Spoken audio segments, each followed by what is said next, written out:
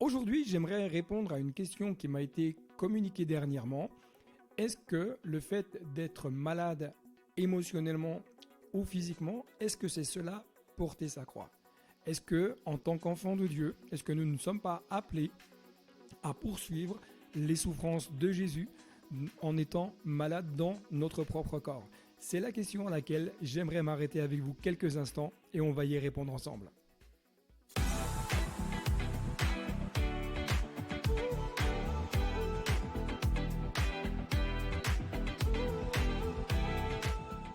Alors, porter sa croix, qu'est-ce que ça veut dire réellement?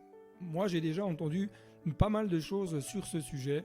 Euh, Beaucoup de personnes parfois utilisent ce verset biblique que Jésus, où Jésus va dire, bah, voilà, celui qui m'aime, qu'il me suive, qu'il porte sa croix, etc., etc. Et souvent, les personnes vont faire un rapprochement avec leur état de santé, en disant, bah, je suis malade, bah, je porte ma croix. Je souffre dans mon âme, je porte ma croix. Alors, j'aimerais simplement dire que si c'est cela, porter sa croix, alors pourquoi nous allons voir des médecins pour avoir des traitements adaptés, pour avoir des diagnostics, pour qu'on puisse être opéré s'il y a besoin d'opération? Pourquoi est-ce que nous allons voir des professionnels de la santé pour être suivis émotionnellement? Si c'est porter sa croix, eh ben nous avons juste à supporter et à attendre que les choses se passent. Sauf que le texte, c'est pas du tout ce qu'il dit. Et j'aimerais vraiment qu'on puisse s'arrêter quelques instants sur cette référence, parce que dans le milieu chrétien, il y a beaucoup de choses qui ont été dites et qui sont parfois des erreurs. Et celle-ci en fait partie. Regardons dans la parole de Dieu ce que le texte veut dire. Alors il y a plusieurs références où vous retrouvez le fait de porter sa croix, elle s'affiche en bas de l'écran, mais j'aimerais qu'on puisse nous arrêter ensemble sur notamment Matthieu 16, 24. Il est dit, alors Jésus dit à ses disciples, si quelqu'un veut être mon disciple, qu'il renonce à lui-même, qu'il se charge de sa croix et qu'il me suive. Jésus s'adresse bien ici à des disciples, à des hommes et des femmes qui le suivent, qui marchent avec lui et qui souhaitent continuer ce que Jésus a fait. Et Jésus va dire, si quelqu'un veut être mon disciple, qu'il renonce. Renonce à quoi? Il n'est pas indiqué ici que Jésus nous demande de renoncer à notre santé pour le servir. D'ailleurs, comment servir Dieu si nous ne sommes pas en bonne santé? Comment pouvoir dire aux hommes et aux femmes qui sont autour de nous, Jésus guérit, si nous-mêmes nous pensons que nous devons supporter toutes nos souffrances, toutes nos maladies parce que c'est porter sa croix? C'est pas du tout ce que Jésus dit ici. Jésus dit ici, si quelqu'un veut être mon disciple, qu'il renonce. Qu'il renonce à quoi? À lui-même, qu'il renonce à ses propres rêves, ses propres ambitions, ses propres projets, ses propres croyances. Renoncer à ce qui est ancien, renoncer à ce qui peut nous bloquer, renoncer à ce qui peut nous empêcher de vivre une autre dimension du ciel. Puis Jésus va dire qu'il renonce et qu'il porte sa croix. La croix fait référence notamment à ce moment où Jésus allait être crucifié, c'est-à-dire donner sa vie.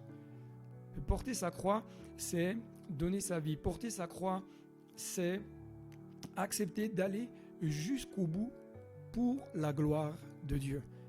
Alors nous ne sommes pas tous appelés à mourir pour notre foi, mais porter sa croix, c'est dire, est-ce que je suis prêt à payer le prix pour que Dieu soit glorifié? Est-ce que je suis prêt à payer le prix pour que la grâce de Dieu puisse se manifester à travers ma vie?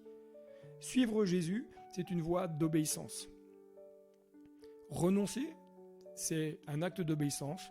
Porter sa croix, c'est un acte d'obéissance, d'abaissement jusqu'à la mort à soi-même.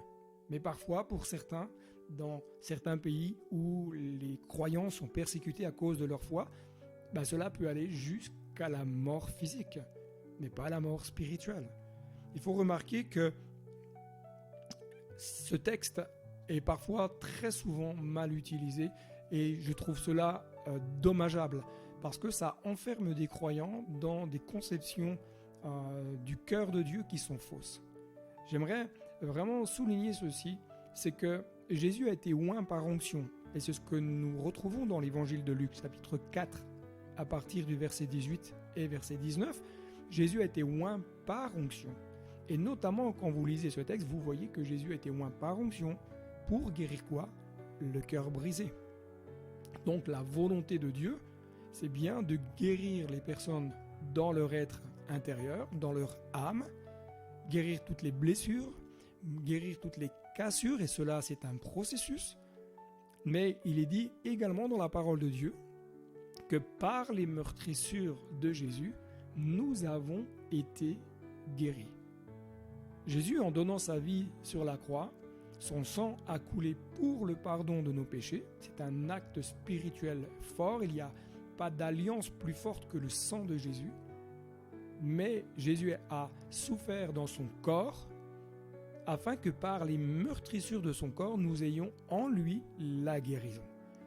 Ce qui démontre que la volonté de Dieu, c'est de guérir tous ceux et celles qui s'approchent de lui. Et je crois que c'est la volonté de Dieu d'intervenir dans votre vie, d'intervenir dans votre situation et de manifester tout son amour, sa compassion dans votre vie. Voilà, j'espère que cette vidéo a pu répondre à ce questionnement. Et si vous vous posez la question, soyez dans la paix, cherchez le cœur de Dieu, demandez-lui de se révéler dans votre vie et demandez-lui de vous aider à avoir une lecture des Écritures éclairée par le Saint-Esprit. Que Dieu vous bénisse. Je vous dis donc à très bientôt pour une prochaine vidéo. Et n'oubliez pas, le meilleur est devant. Bye bye.